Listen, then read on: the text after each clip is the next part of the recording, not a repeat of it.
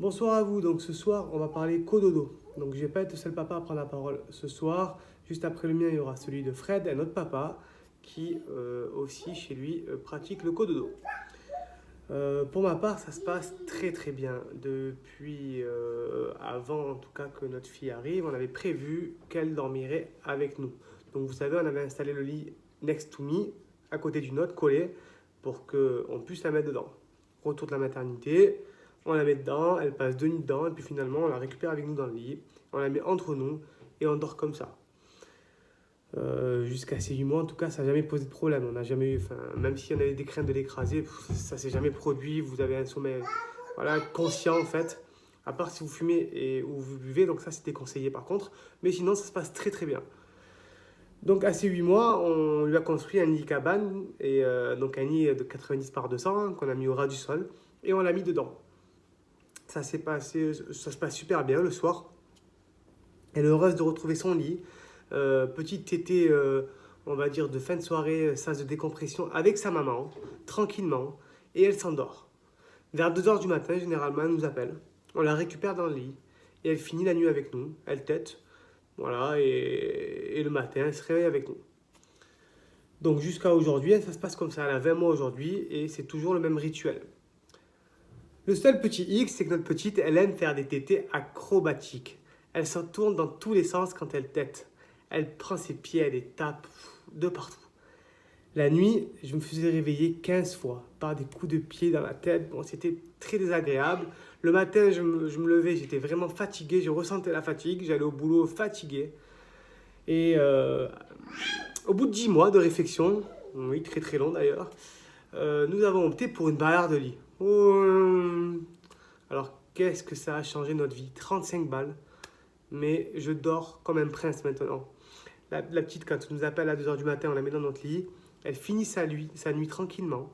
Elle peut taper sur la barrière, lui faire des bisous, enfin ce qu'elle veut à la barrière en tout cas. La barrière, elle est contente, elle est heureuse. Moi aussi, je peux dormir tranquillement. Et le matin, je suis en forme pour prendre le relais en tout cas, en récupérant la petite avec moi. Donc voilà, quoi qu'il en soit, si vous avez choisi ce mode-là, le cododo, n'ayez pas de crainte envers ça. En tout cas, faites-vous plaisir, faites-le sereinement. Mettez de côté les réflexions qu'on va vous faire. De toute manière, les gens ne se renseignent pas. Voilà, faites comme vous le sentez, c'est très important, son ressenti. Je vais laisser maintenant le témoignage de Fred pour qu'il puisse en tout cas expliquer son ressenti et son point de vue. Et on se retrouvera pour une autre vidéo. À très vite. Bonsoir à vous et merci à Julien de Simple et Nature de me laisser la parole sur cette vidéo consacrée au cododo et à l'expérience du cododo pour nous en tant que papa. L'expérience cododo chez nous commence dès la sortie de la maternité puisque notre fille partage notre chambre dans son berceau à nos côtés. Mais on s'aperçoit qu'il faut rapidement et régulièrement installer notre fille entre nous deux ou contre maman pour finir la nuit, commencer la nuit ou une nuit complète.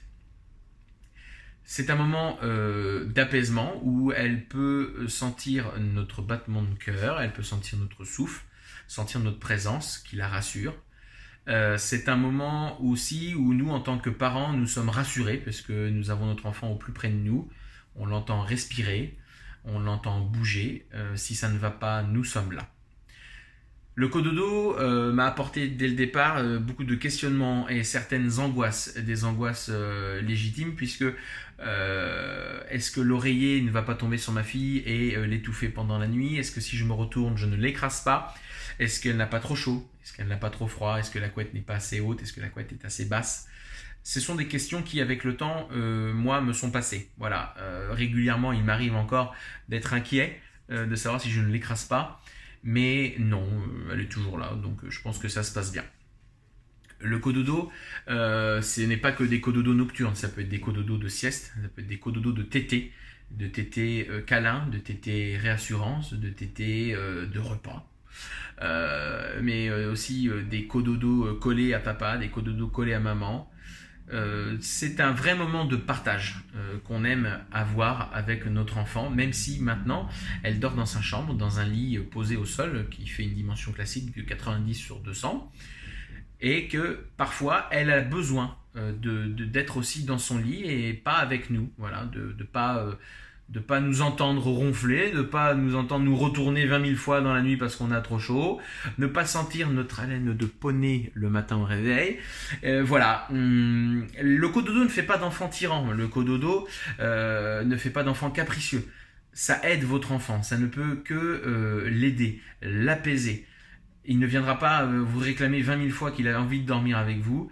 S'il a envie, il comprendra rapidement que c'est un moment qui peut l'aider à canaliser ses angoisses, à canaliser ses émotions, puisqu'un enfant est submergé d'émotions qu'il ne peut pas forcément encore contrôler seul, et que les parents doivent l'aider dans ces moments très particuliers de pleurs, de colère, qui parfois sont inexpliqués, mais qui peuvent vite se résoudre en cododo.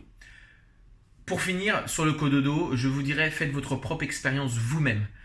N'écoutez pas les on-dit, n'écoutez pas le c'était mieux avant, n'écoutez pas le moi à mon époque, n'écoutez pas tout ça. Vous faites vous à votre époque, vous votre propre idée.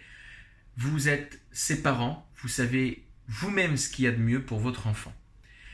J'espère que ma vidéo va vous aider, vous maman, vous papa, dans le paternage, dans le maternage, dans l'allaitement, pour les mois à venir, pour ceux qui vont devenir parents, pour ceux qui le sont déjà. N'hésitez pas à partager cette vidéo et puis peut-être qu'avec Julien, nous aurons l'envie d'en refaire d'autres sur d'autres thèmes. Bonne soirée à vous et encore merci. Donc voilà, les témoignages sont terminés. J'espère en tout cas que cette vidéo vous aura plu.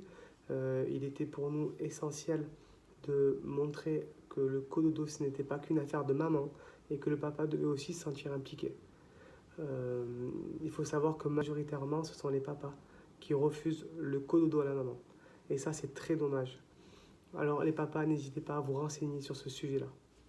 En tout cas, je vous souhaite une très bonne soirée. Je remercie encore Fred pour son témoignage et à très vite pour une autre vidéo. Bonne soirée à vous.